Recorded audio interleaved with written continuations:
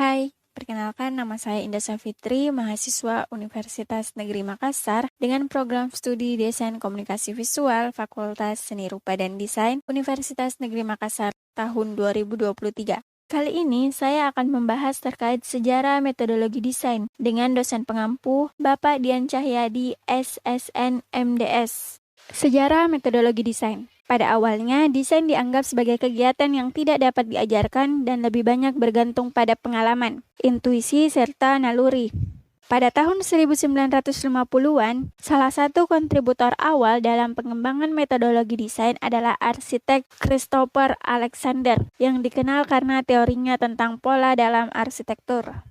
Alexander percaya bahwa bangunan dan objek yang dirancang lainnya harus dibuat menggunakan serangkaian pola atau solusi berulang untuk masalah desain secara umum. Dia percaya bahwa pola-pola ini harus ditemukan melalui observasi dan analisis desain yang berhasil dan bahwa mereka dapat diterapkan dalam konteks baru untuk membuat desain yang inovatif dan efektif. Teori Alexander inilah yang kemudian membantu menggeser fokus desain dari proses individualistik dan subjektif menjadi proses yang lebih sistematis, objektif, dan dapat diajarkan. Salah satu contoh penerapan pola dalam arsitektur oleh Christopher Alexander adalah dalam proyek pengembangan kota Emerville yang dilakukan pada tahun 1970-an. Ide-ide Alexander sejak itu telah berpengaruh dalam berbagai disiplin desain. Karyanya telah menginspirasi banyak desainer dan pemikir lainnya untuk mengeksplorasi penggunaan pola dan pengembangan sistematis dalam desain. Kemudian, pada tahun 1960-an, konsep desain berorientasi pengguna mulai berkembang, di mana desain difokuskan pada pengalaman dan kebutuhan pengguna.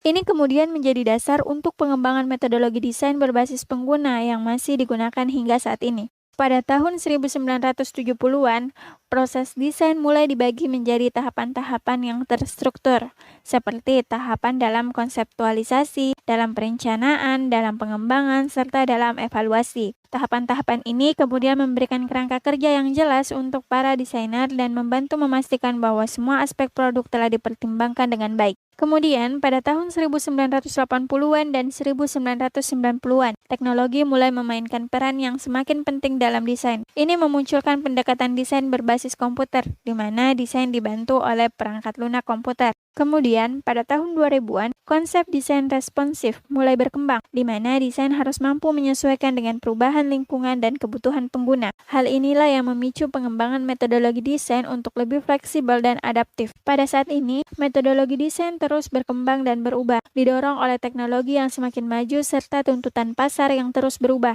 Namun, pendekatan yang berpusat pada pengguna tetap menjadi dasar dari hampir semua metodologi desain modern.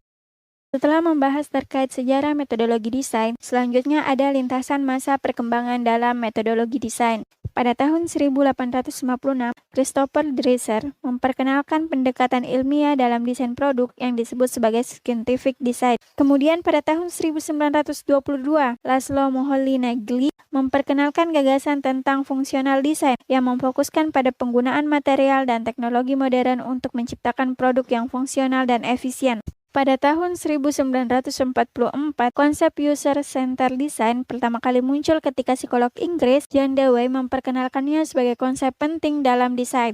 Pada tahun 1960-an, desainer grafis Swiss Joseph Muller dan Brockman memperkenalkan pendekatan grid system dalam desain grafis. Pada tahun 1970-an, pengembangan participatory design dimulai di Skandinavia, di mana pengguna dan pemangku kepentingan lainnya dilibatkan dalam proses desain. Pada tahun 1980-an, Christopher Alexander memperkenalkan konsep Patterns Language dalam bukunya yang berjudul A Patterns Language, Town Building Construction. Tahun 1990-an, muncullah desain berbasis pengalaman atau experience design yang mempertimbangkan pengalaman pengguna sebagai faktor utama dalam desain. Pada tahun 2000-an, design thinking mulai berkembang di Stanford University yang memadukan pendekatan desain dengan pemecahan masalah secara kreatif.